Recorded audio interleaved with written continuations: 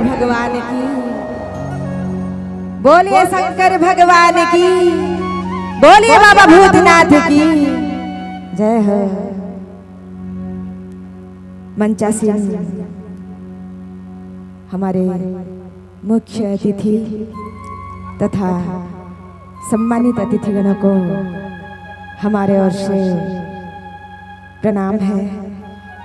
यहाँ उपस्थित तमाम हमारे भक्त बंधुओं को उर्मिला महंतों के ओर से तथा हमारे सरगम म्यूजिकल ग्रुप की ओर से आज का इस महाशिवरात्रि का अवसर में मनाया जा रहा है प्रोग्राम का हार्दिक हार्दिक अभिनंदन है, हार्दिक स्वागत है।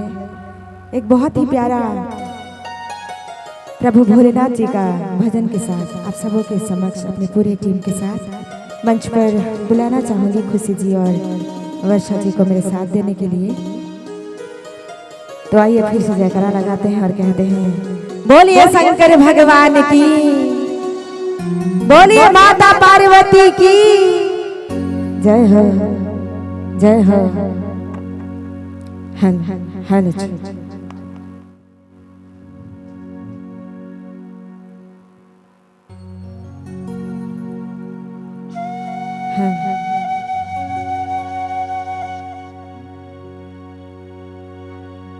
बस गेल हो भोला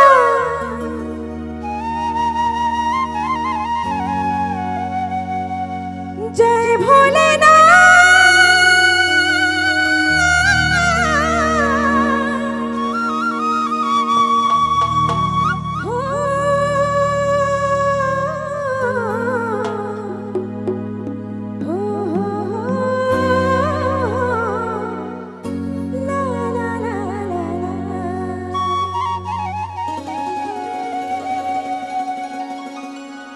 बस गेल हो भोला,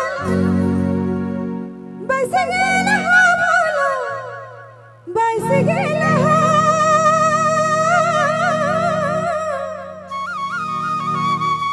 बस गेल हो,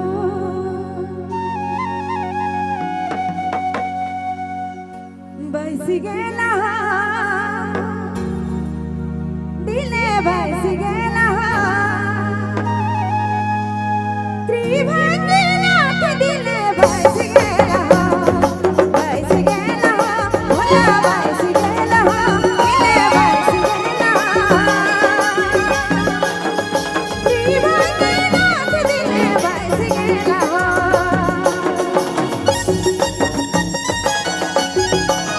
रौर्यमान सोरेलाई नागपुरी फोकस यूट्यूब चैनल की प्रस्तुति।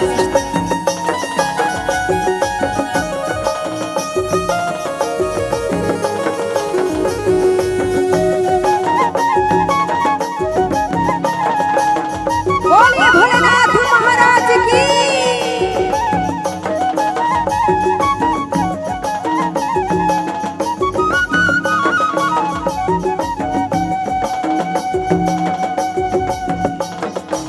बस गेल हो भोला,